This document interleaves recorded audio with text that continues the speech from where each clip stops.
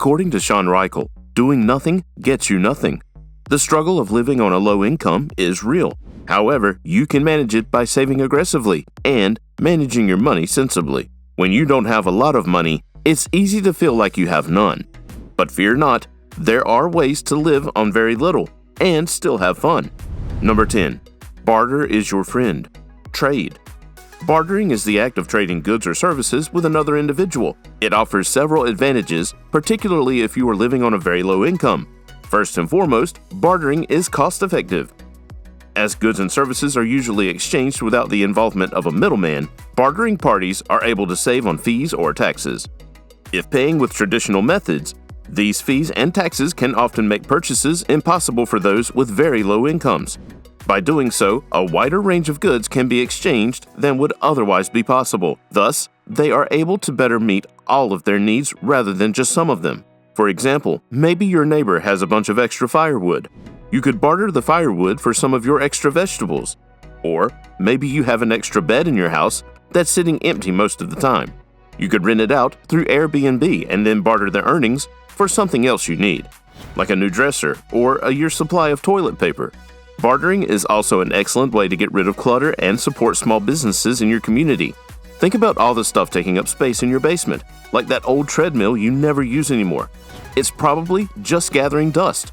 Try selling it online and use the earnings to buy something else from another person in your community who has their own business. Number 9. Take advantage of discounts. Taking advantage of discounts can help you stretch every dollar as far as it will go.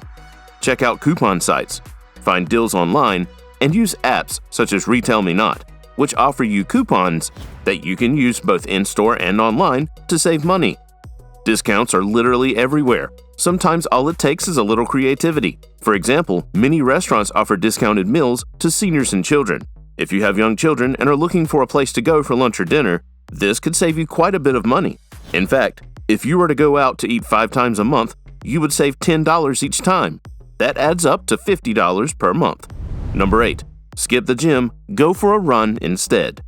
Exercise is important for your health, as you might have heard.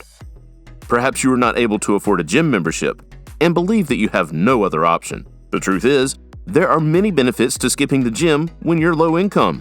Cutting out a gym membership is one way to do this, as it allows you to save money for the necessities.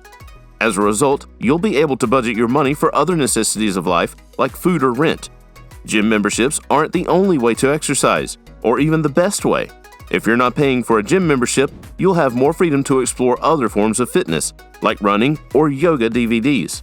These options can be cheaper than a gym membership and possibly even more effective. Not only will you save money, but you will see better results than if you joined a pricey gym. Number 7. Take on a side gig.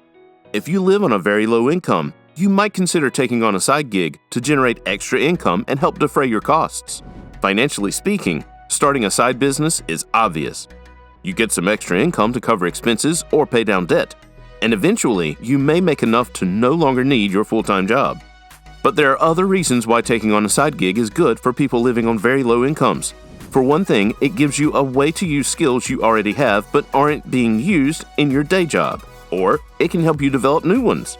If your job is particularly stressful, then having a side gig might help alleviate the pressure by giving you an outlet for your creativity or energy. And having something to do on the side might give you more confidence and self-esteem because it allows you to see yourself as someone who's capable of adjusting their life course and finding success outside of their current situation. If you're worried about how much time it'll take away from your regular job, don't worry. Managing your time effectively is another skill on which employers will look favorably. Think about how many times you've heard an employer ask for someone who is self-motivated or organized. Number 6. Trade services with friends. It can be tough to get the things you need when you're on a low income, especially if you don't have much of a network or a job. By trading services with friends, you can easily get the things you need without spending money.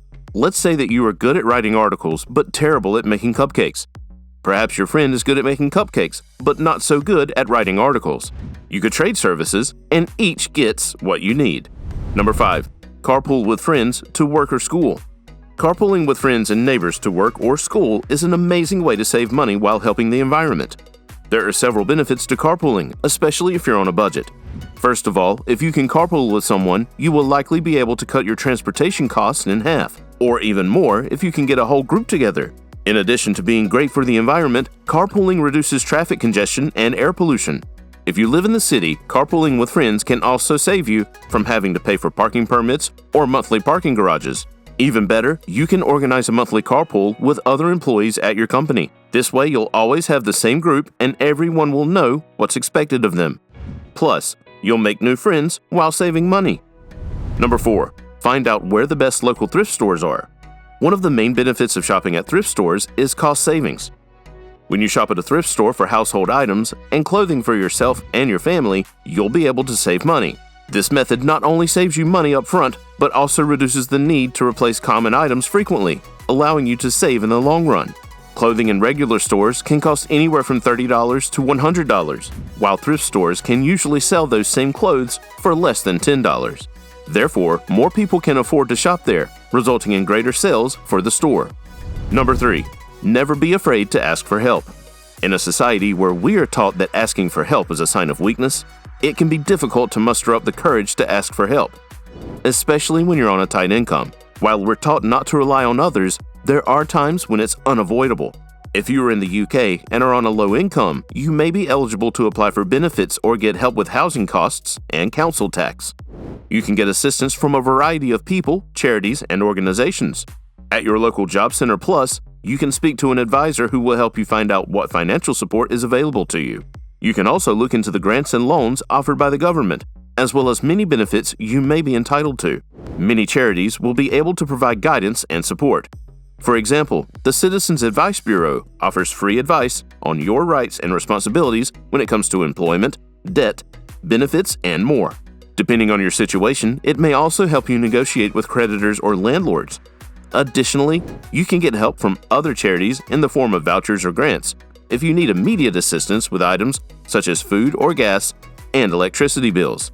Moreover, most local councils will have services for people on a low income, which can include welfare rights information and advice on money management such as debt management or budgeting skills.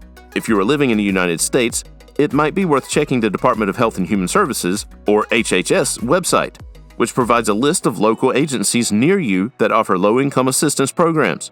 You can fill out a sample form on the HHS website to find the office contact information for your local agency. Last but not least, you should ask your family for help. Although you may not want to burden them with your problems, they love you and will be willing to help you.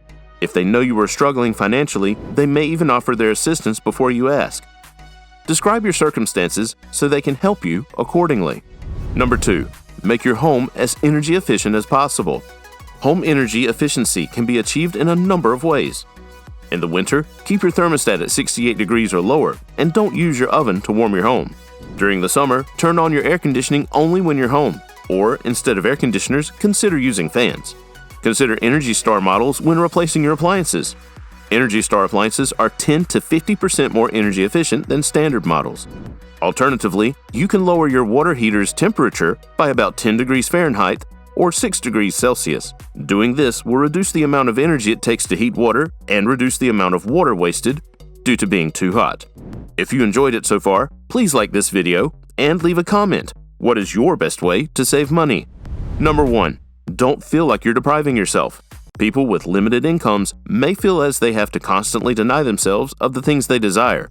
Such an attitude can lead to depression. In order to combat this feeling, it is helpful to remember that even on a low income, you can provide for yourself. You might not be able to purchase the latest smartphone or a luxurious car, but you can still enjoy yourself and have treats without spending too much money. Cassie Ho said, "If you're going through a tough time right now, just know that it's happening because it's teaching you a lesson. The hurt you're feeling will help you appreciate something amazing in the future. Believe."